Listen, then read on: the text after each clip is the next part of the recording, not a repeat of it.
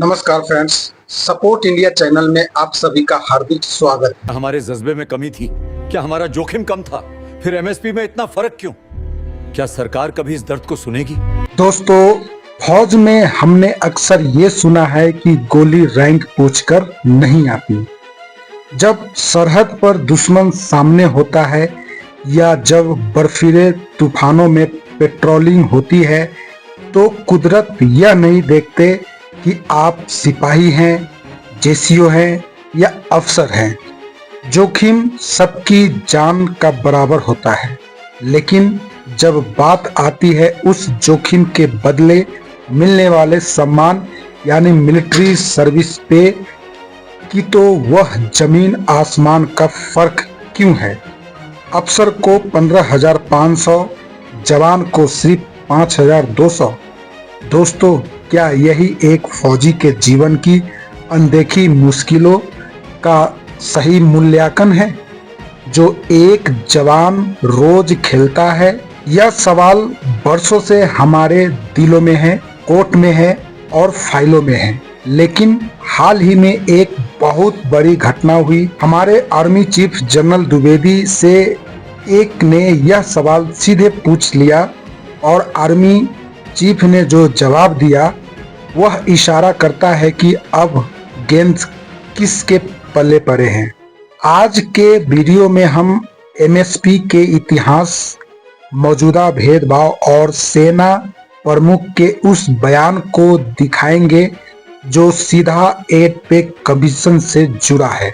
साथियों, army chief के बयान पर आने से पहले यह समझना जरूरी है कि हम यहाँ तक पहुँचे कैसे। बात शुरू होती है 1980 के दशक से, जब 4th पे कमीशन अफसरों के लिए रैंक पर शुरू किया गया था। मकसद था कि उनकी सर्विस को अलग से पहचान देना, लेकिन इससे एक दिक्कत आई। सिविल डिफेंस की बराबरी में प्रॉब्लम आई। पैरिटी की प्रॉब्लम मामला सुप्रीम कोर्ट में गया और लड़ाई के बाद 2010 और 2012 में कोर्ट ने अफसरों के हक में फैसला दे दिया। दोस्तों, फिर आया 2008 का साथ, जो 6 पे कमीशन का। यहाँ रैंक पे को हटाकर मिलिट्री सर्विस पे लाया गया। सरकार ने माना कि फौज की नौकरी सिविल की नौकरी से बिल्कुल अलग है। यहाँ जान का खतरा है, परिवार से दूरी है और 24 घंटे की ड्यूटी है।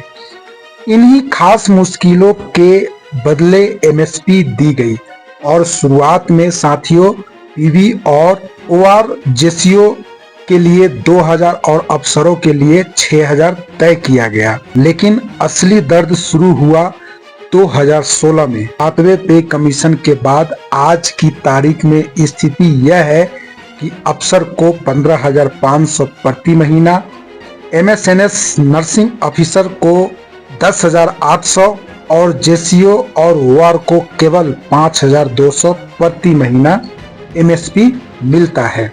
यह सबसे बड़ा सवाल यह उठता है कि एक जेसीओ जूनियर लीडर है और एक जवान, दोनों की एमएसपी एक बराबर कैसे हो सकती है? और एमएनएस जो फील्ड में उस तरह से तैनात नहीं होती जैसे इन्फेंट्री का जवान होता है, उनकी एमएसपी जवान से दुगनी क्यों? यही वह समानता है जो चूकती है। अब आते हैं इस वाक्य पर जिसने इस मुद्दे को फिर से गर्म कर दिया। साथियों, हाल ही में army chief general Upendra Dwivedi एक सैनिक स्कूल के दौरे पे थे। वहां मीडिया और वेटरन्स भी मौजूद थे।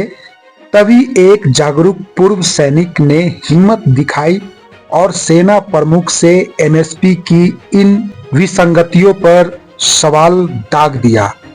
उन्होंने पूछा कि सर, यह भेदभाव क्यों है? आर्मी चीफ ने इस सवाल को टाला नहीं। उन्होंने पहले उस वेटरन से एक सवाल पूछा, क्या आप बताएं लोगों की पे बराबर है? जवाब में आया नहीं। जनरल द्विवेदी ने बहुत ही सीधे हुए और डिप्लोमेटिक अंदाज में, लेकिन एक साथ रास्ता दिखाते हुए जवाब दिया। दोस्तों सुनते हैं जनरल उपेंद्र द्विवेदी का यह बयान। सेना के अंदर एक रिस्क अलाउंस भत्ता दिया जाता है जिसे एमएसपी कहा जाता है, एमएसपी। तो उसमें जो भिन्नता है, जवान को 5200, अधिकारी को 5000, एमएनएस को 10,500। तो रिक्स अलाउंस भत्ता तो सेना में रिक्स सभी को है, वो कब सामान्य होगा सर? अभी आपने जो सवाल पूछा है उसमें सबसे बड़ी क्या है, क्या तनख्वाह बराबर है? तनख्वाह बराबर नहीं है। तो ये जो 8th पे कमीशन है, जो भी आपकी ऐसी मांग है, जो भी ऐसे सुझाव हैं, उन सुझावों पर कार्रवाई करेगी। आपको पता है कि सरकार ने अभी 8th पे कमीशन अनाउंस कर दिया है, तो ये जो आपने जैसे बताया है, आप ये सजेशन उनको भेजिए तो उस पर कार्रवाई होगी। जैसा कि आपने सुना, आर्मी चीफ ने साफ कहा कि सरकार ने 8 पे कमीशन का गठन कर दी है। आपको यह अपनी मांग सही मंच पर उठानी चाहिए, क्योंकि पे कमीशन है। अगर पे कमीशन को लगता है कि यह बात जायज है तो यह लागू किया जाएगा। दोस्तों इस जवाब के बहुत गहरे मायने हैं। लीडरशिप को पता है कि आर्मी चीफ को कहना है कि इस पे कमीशन में ले जाए।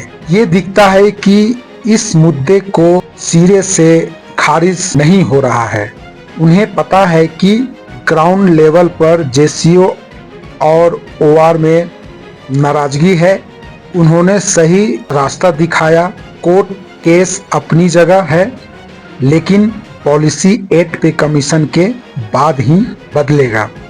अब समय आया है कि अब जितनी पूर्व सैनिक संस्था है वो अलग अलग ना भागे, एक साथ संयुक्त मांग एमएसपी को लेकर मजबूत ड्राफ्ट तैयार किया जाना चाहिए, जिससे 8वां वेतन आयोग के सामने रखा जाए। मांग साफ है, एक जैसा जोखिम, एक जैसी एमएसपी।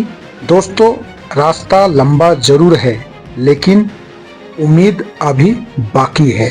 8 पे कमीशन हमारे लिए एक बड़ा मौका बनकर आया है। जरूरत है अनुशासन और एकता की, साथ अपनी बात को सही जगह पहचानने की, सही जगह पहुंचाने की। सेना प्रमुख के इस जवाब पर आपका क्या राय है? आपको क्या लगता है कि 8 पे कमीशन में जेसीओ और ओआर का उनका हक मिल पाएगा? कमेंट में जय हिंद लिखकर अपना राय जरूर लिखें। तो फ्रेंड्स मैं इसी के साथ इस वीडियो को एंड करता हूं। वीडियो को लाइक, शेयर और सब्सक्राइब जरूर करें। Okay, thank you. जय हिंद, जय भारत, नमस्कार।